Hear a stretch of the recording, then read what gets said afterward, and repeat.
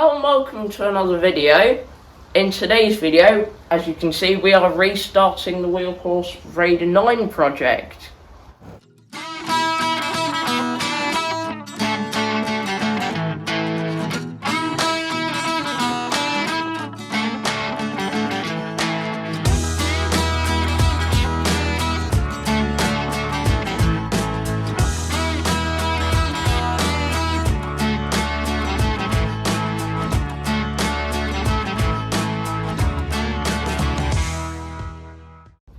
As you can see, we have the Wheelhorse back up on the bench.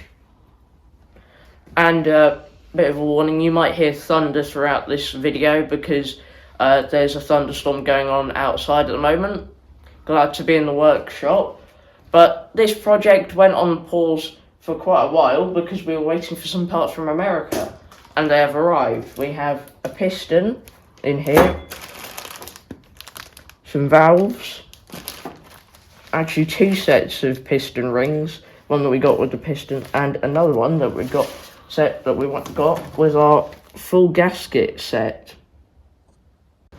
First thing I'm going to do is drain the engine oil, which handy having this extension that's has put on. However, the part there is a bit loose, so I'm going to have to hold that whilst I undo this.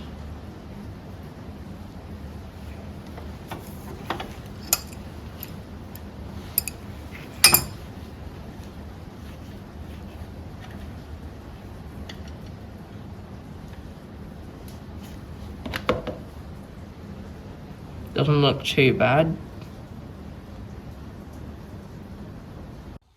While the oil is draining, we were looking at ways to get this belt off.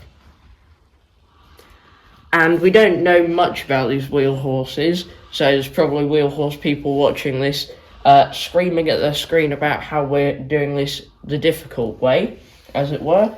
But we think that we need to take this cover off, which by what we can see, you need to also take the footrest off first, which is a couple of bolts there, two up here and one underneath here, and then we'll be able to unbolt this.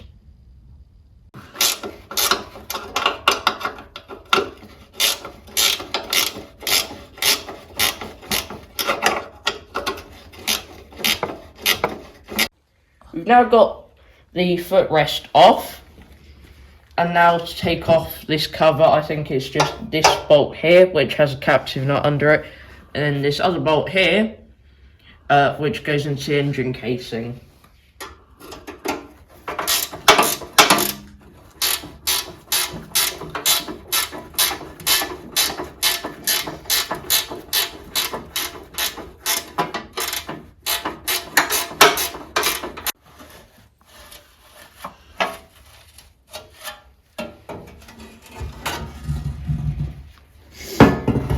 That's that off. Quite a bit of muck behind it though. But now we can actually get the belt off. With the cover off, we still need to take this rod off to actually be able to pull the belts completely off of here. Which I think means pulling this R-clip out, and then it should be able to just come out. There we go, that was easy enough. And for the Wheelhorse people watching this, we're going to probably have quite a lot of Wheelhorse questions that we need answering throughout this project and the engine rebuild. So, if you wouldn't mind, please help us. First of which, why is there a bolt on here when it serves no purpose? It doesn't hold anything on or stop anything from moving at all. It's just there. And this bracket here, which we hadn't even noticed before because the entire side cover thing was here, and we couldn't see it from the other side because the starter motor blocking it. But I'm not fully sure what either of those could be for. As you can see, now we've got the belt off, and we've also got the deck clutch off as well. Now we're left with just the belt pulley on there, which we've undone base the grub screws on there. And to get this and this shaft that's part of it off, don't really want to put, well, it's not coming off by hand, and we don't want to put a pillar on here, and we can't get behind it to put a pillar on there. So we'll have to have a think about how we're going to do this, and we'll come back to you in a second once we have a plan. As you can see now, we have come up with a solution, and we have actually started pulling the pulley off a bit. Now my American viewers were probably just thinking that we needed to get some quarter 20 threaded rod, screw it into the pulley, and then just use our puller, which finding some quarter 20 rod in our store of rod was fun, but we've got 2 pieces and it's working. And to make it easier to get off, we put the breaker bar on the other side to stop that moving, so we don't have to hold it. But we'll just wind this all rest of the way out, and we'll come back to you hopefully once this pulley is off. Well, that was quite difficult, and clearly we have a lot to learn on these wheel horses. This part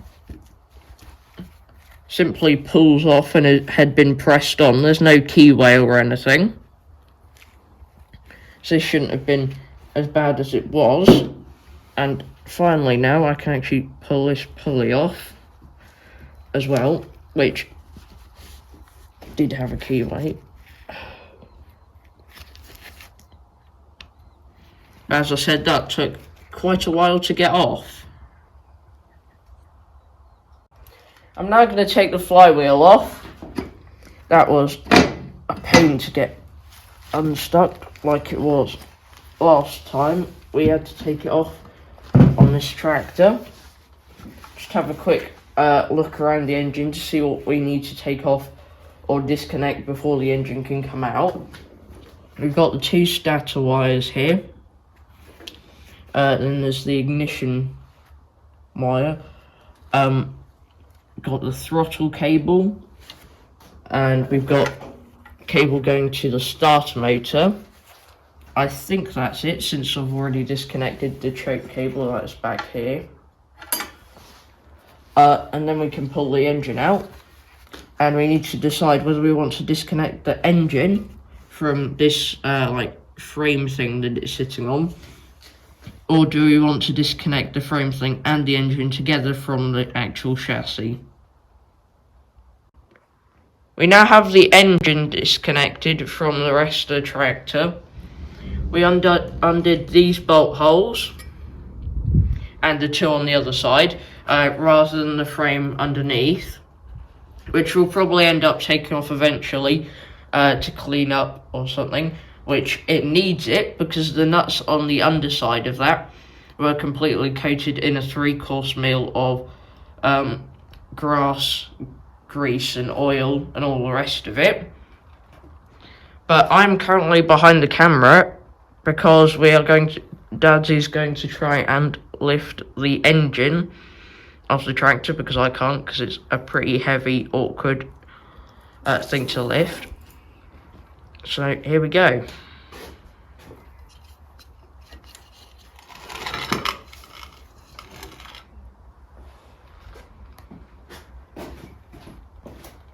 A lot of oil from underneath it. And the engine is off.